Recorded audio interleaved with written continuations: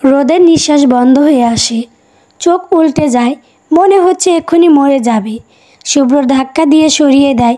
রোদ কাশতে কাশতে বলে, রোদ ছেড়ে কেন দিলেন? মেরেই ফেলতেন। এই যন্ত্রণা সহ্য করার থেকে মরে যাওয়া ভালো। শুভ্র কিচ্ছু বলছে না। রোদ দরজা দিয়ে আবার বের হয়ে যেতে নেয়। শুভ্র আবার হাত টেনে ধরে রোদকে রেগে গিয়ে বলে, রোদ ছাড়ুন আমাকে, আমাকে যেতে দিন, আমি থাকতে চাই না আপনার এইখানে। শুভ্র রাগে চোখে তাকিয়ে আসে, তারপর বলে, শুভ্র বাড়িতে যাওয়ার জন্য এত উতলা হচ্ছিস কেন? ওই আকাশকে বিয়ে করার জন্য না। রোদ রেগে গিয়ে বলে, রোদ হ্যাঁ বিয়ে করার জন্য। এখন ছাড়ুন, যেতে দিন। শুভ্র রোদকে ধাক্কা দিয়ে বিছানার ওপর ফেলে দেয়। খুব শখ বিয়ে করার না? আমি তোর শখ মিটাচ্ছি, ওয়েট। রোদ হ্যাঁ খুব শখ আমার, আর আমি ওই আকাশকে বিয়ে করব। সমস্যা আপনার? শুভ্র রেগে গিয়ে রোদকে বিছানার সাথে চেপে ধরে গাল টিপে ধরে বলতে থাকে, শুভ্র আর একটা বার আকাশের নাম মুখে নিবি তো তোকে জানে মেরে দিব। শুভ্র রাগে রুম থেকে বেরিয়ে যায়।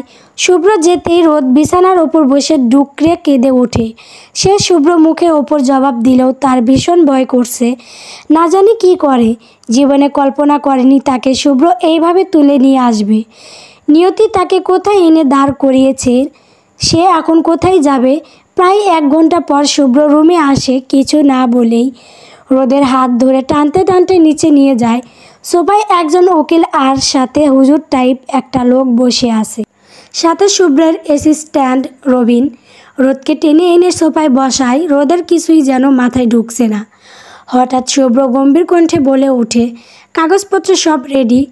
পাশে থেকে রবিন বলে, জি স্যার। উকিল কাগজ সামনে দিতেই শুভ্রর সাথে সাথে সাইন করে দেয়।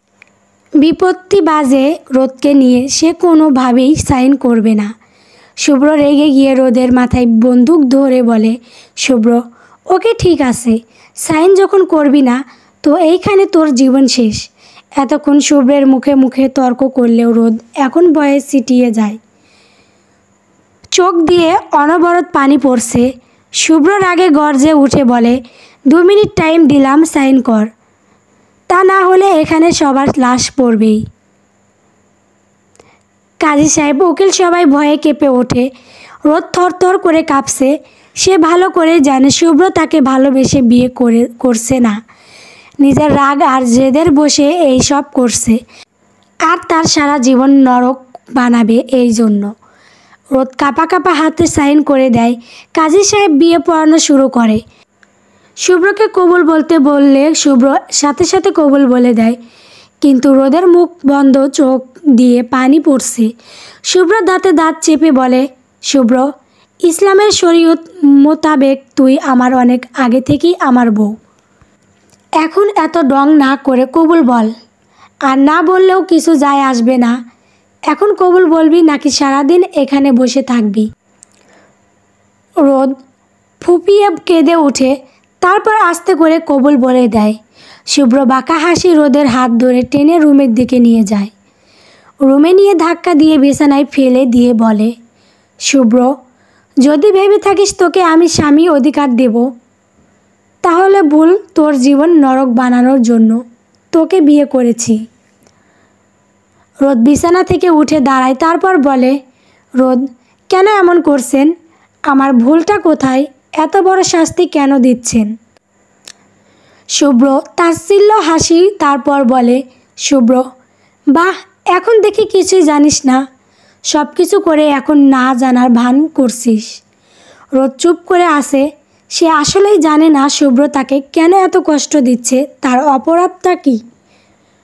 শুভ্র রোদের গাল চেপে ধরে বলে, শুভ্র তোর জন্য আমি আমার জীবনে সব থেকে দামি জিনিস হারিয়েছি। তুই শুধু সারা জীবন আমার ঘৃণা নিয়ে বাঁচতে হবে। না তুই মরে যেতে পারবি, না তুই ভালোভাবে বাঁচতে পারবি। প্রতি মুহূর্তে তোর মৃত্যু যন্ত্রণা সহ্য করতে হবে।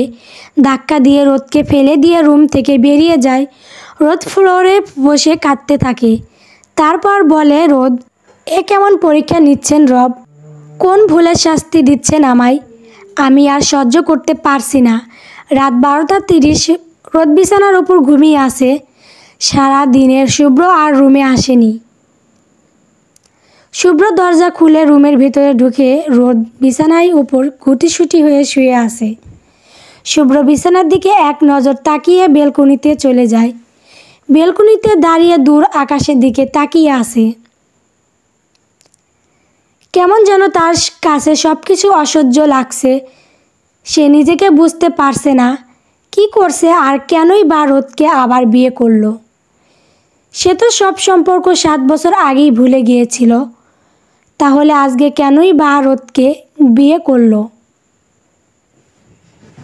আর কেনই বা গভীর রাতে রোদকে ওই বাড়ি থেকে বের করে নিজের সাথে নিয়ে আসলো?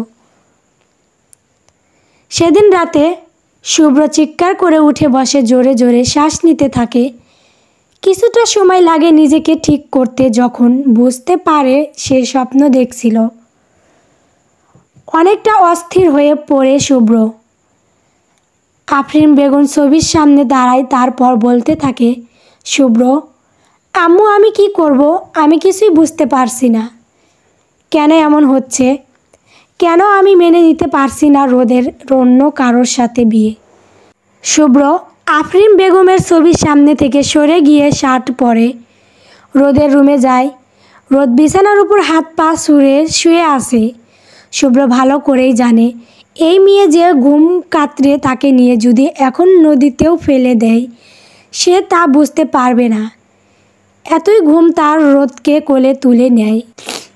আস্তে করে বাসার ড্রয়িং রুমে আসে। নীলাই সোফার উপর বসে চুপি চুপি রসমালাই খাচ্ছিল। এমন সময় সামনে কাউকে দেখে যখনই ভূত বলে চিৎকার দেবে এমন সময় শুভ্র গম্ভীর কণ্ঠে বলে ওঠে, শুভ্র, নিলয়ের বাচ্চা, একটা আওয়াজ যদি মুখ থেকে বের হয় তো তোকে আমি এইখানে পুঁতে ফেলবো। নিলয় শুভ্রের কণ্ঠ পেয়ে সাথে সাথে চুপ হয়ে যায়। নিলয় তোতলিয়ে বলে, নিলয় ব্রো, তুমি এইখানে? আর তোমার সাথে কে? নিলয় ফোনে ফ্ল্যাশ লাইট অন করে দেখে রোদ শুভ্রের কোলে। নিলয় হাঁ করে তাকিয়ে আসে। নিলয় আবার বলে ওঠে, নিলয় ব্রো, তুমি রোদকে নিয়ে কোথায় যাচ্ছ এত রাতে? শুভ্র তীক্ষ্ণ দৃষ্টিতে তাকিয়ে বলে, শুভ্র, আমার বউ, আমি যেখানে ইচ্ছে নিয়ে যাব, তাতে তোর কি রে? নিলয় কিছুটা অবাক হয়ে বলে, নিলয়, বাহ বাহ ব্রো, শেষে এসে এত বড় গোল দিলে। তোমাকে তো মেডেল দিতে হয় যে তোমার একটা বউ আছে, সেটা তোমার মনে আছে? শুভ্র কিছু বলে না, রাগী চোখে তাকিয়ে বেরিয়ে যায়। রোদ এখনও ঘুমাচ্ছে। শুভ্র গাড়িতে রোদকে কোলে নিয়ে বসে গাড়ি স্টার্ট দেয়। পুরো রাস্তায় রোদকে জড়ানোই ছিল। বর্তমান রোদ সব কিছু ভেবে তাচ্ছিল্য হাসি রুমের ভিতরে ঢুকে রোদের দিকে এক নজর তাকিয়ে সোফায় শুয়ে পড়ে। সকাল 8:30, সূর্য আলো চোখে মুখে পড়তেই পিটপিট করে চোখ খুলে তাকায় রোদ। সামনে তাকিয়ে অবাক হয়, ভয়ে ঢোক গিলে চলবে।